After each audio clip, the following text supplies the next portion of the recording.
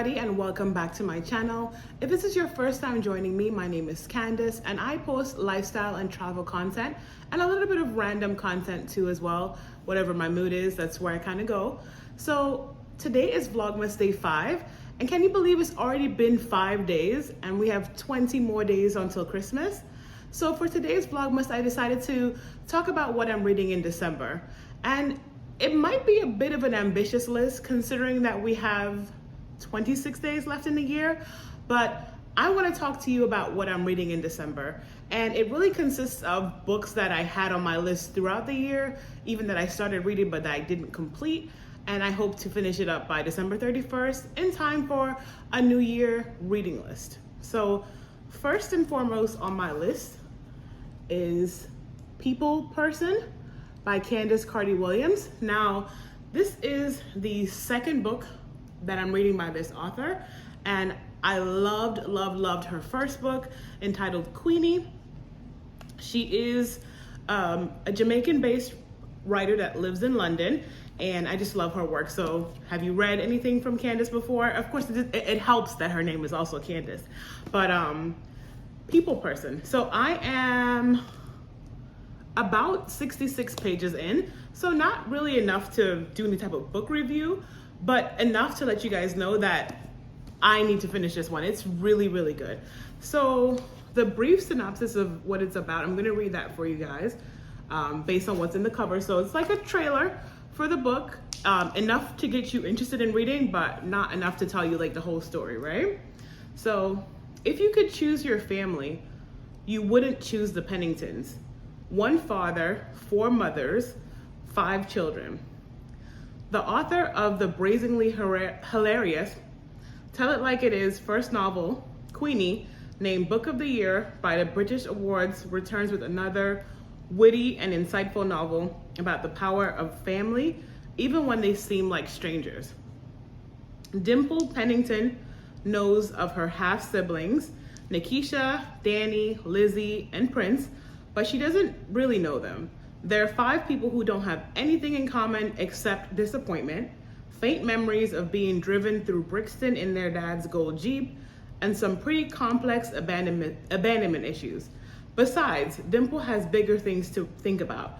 She's 30 and her life isn't going anywhere, an aspiring lifestyle influencer with a terrible and wayward boyfriend. Dimple's world has shrunk to the size of a phone screen, and despite a small but loyal following, she never felt more alone in her life.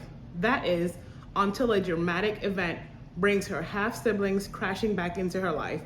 When they're all forced to reconnect with Cyril Pennington, the absent father they never really knew. Things get even more complicated. From an author with a flair of storytelling appears effortlessly authentic. So, 66 pages in, and when I tell you guys, this book it doesn't disappoint. If you are into like family drama, so if you like reality shows or any type of mystery show, please read this. It is fantastic. And what's actually sliding out of the book, my friend gave this to me last Christmas. It is like a little light that you put in there. So if you want to like read in the dark, or you don't want to like bother or disturb anybody you're traveling, it's really handy dandy for that.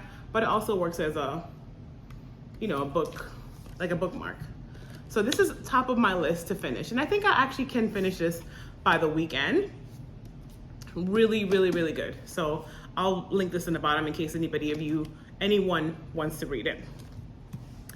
All right, so second on my list is Atomic Habits. So if you can tell, I have like a little American Airlines luggage tag as my bookmarker. I actually started reading this when I was traveling to, I think, Puerto Rico earlier this year, but I fell asleep and never came back to it.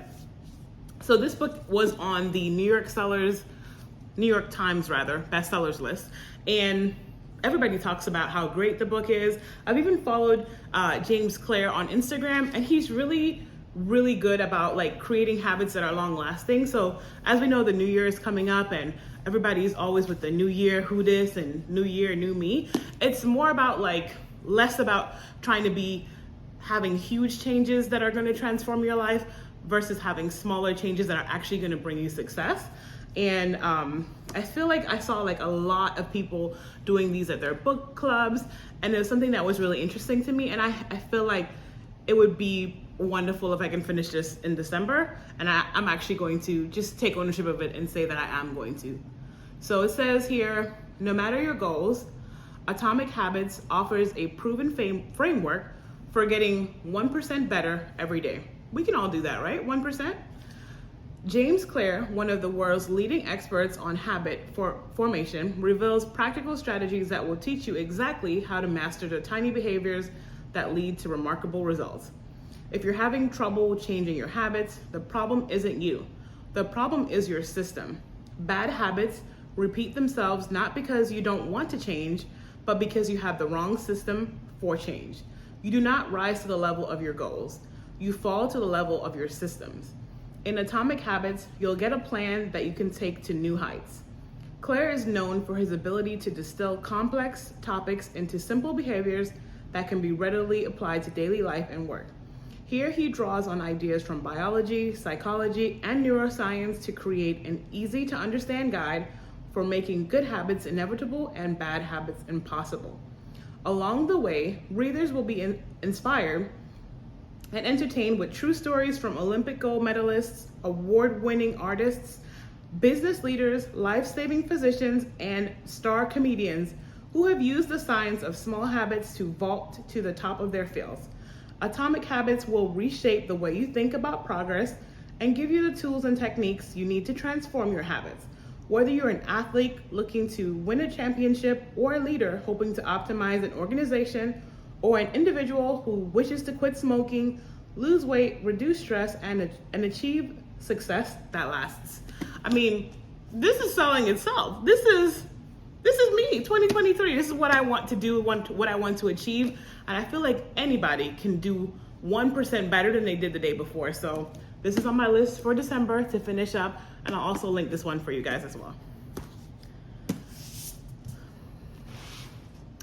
Now this one, ironically enough, it says 7 Days in June, a novel by Carty-Williams. So I started reading this in June, and we moved to this new apartment in June. And I was also going to my friend's wedding in June. It was chaos. Like, I started reading it, never went back to it. So I still have my bookmarker in here.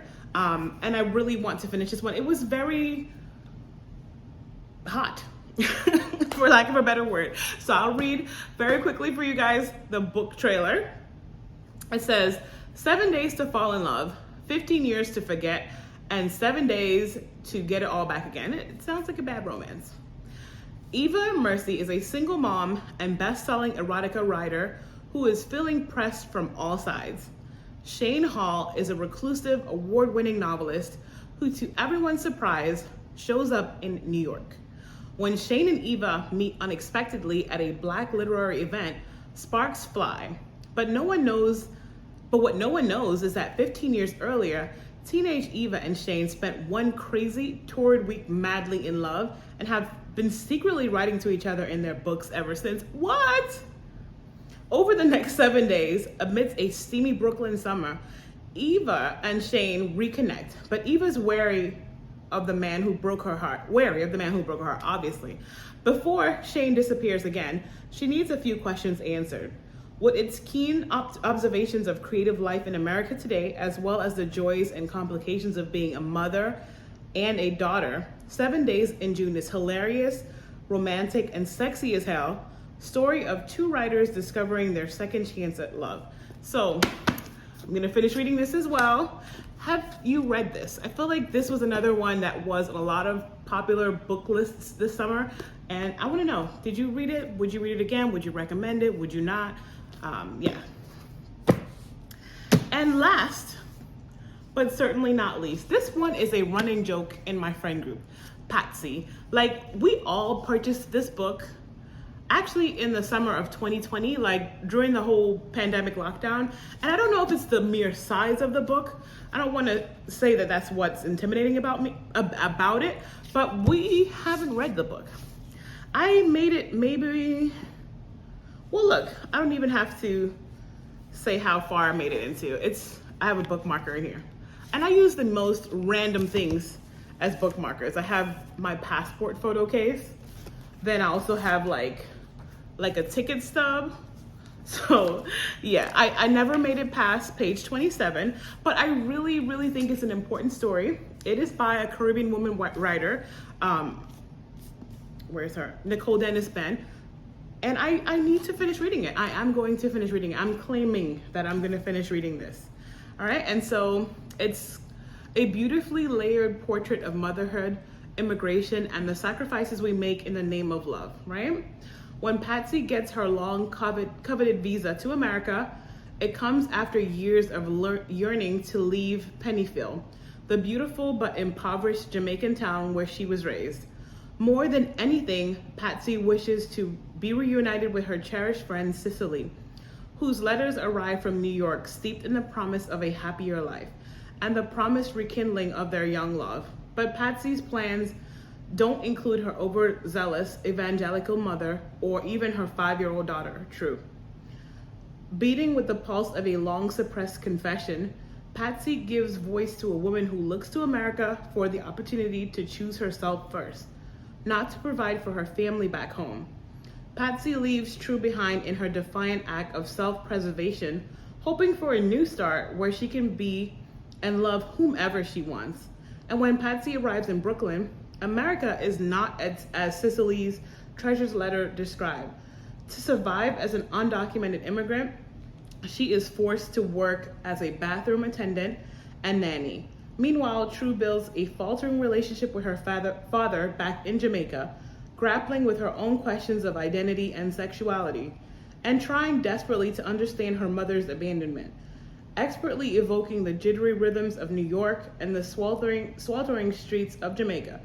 Nicole Benn weaves between the lives of Patsy and True in vignettes spanning more than a decade. This is just a wonderful story. As an immigrant myself, this is a book that I would want to read, and I owe it to my experience, personal experience, just to read it and see how that's captured literary, right? So, I hope that wasn't too much. But this is what I'm reading in December. Patsy, 7 Days in June, Atomic Habits, and then People Person. I will link all of this in the bio. As usual, thank you guys so much for joining me. Thank you for all your comments, all your likes, all your shares. I truly appreciate it. It goes a long way. It really encourages me to keep going.